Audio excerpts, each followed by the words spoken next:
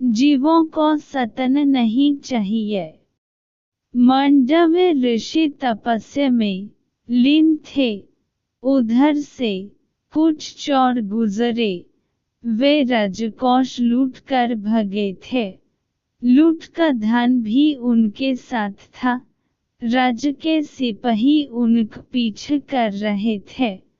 चोरों ने लूट का धन ऋषि की कुटिया में छिपा दिया और स्वयं भाग गए। सिपाही जब वहां पहुंचे तो चोरों की तलाश में कुटिया के भीतर गए। चोर तो नहीं मिले पर वहां रखा धन उन्हें मिल गया। सिपाहियों ने सोचा कि निश्चित ही बाहर जो व्यक्ति बैठा है वही चोर है। स्वयं को बचाने के लिए साधु का वेश बना तपस्या का ढोंग कर रहा है। उन्होंने ऋषि को पकड़ लिया और राजा के सामने ले जाकर प्रस्तुत किया।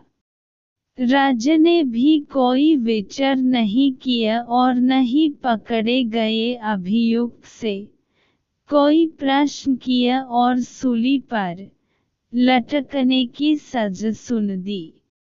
मांडव्य ऋषि विचार करने लगे कि ऐसा क्यों हुआ, यह उन्हें किस पाप की सजा मिल रही है। उन्होंने अपने जीवन का अवलोकन किया, कहीं कुछ नहीं मिला। फिर विगत जीवन का अवलोकन किया।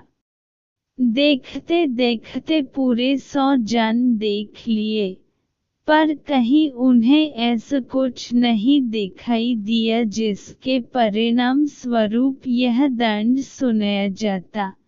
अब उन्होंने परमात्मा की शरण ली। आदेश हुआ, ऋषि अपना 101वां जन्म देखो। ऋषि ने देखा एक 8-10 वर्ष का बालक है। उसने एक हाथ में एक कीट को पकड़ रखा है, दूसरे हाथ में एक कांट है। बालक कीट को वह कांट चुभत है तो कीट तड़पत है और बालक खुश हो रहा है। कीट को पीड़ा हो रही है और बालक का खेल हो रहा है। ऋषि समझ गए कि उन्हें किस पाप का दंड दिया जा रहा है। पर वह तो तपस्वी हैं, क्या उनकी तपस्या भी उनके इस पाप को नष्ट न कर पाई थी।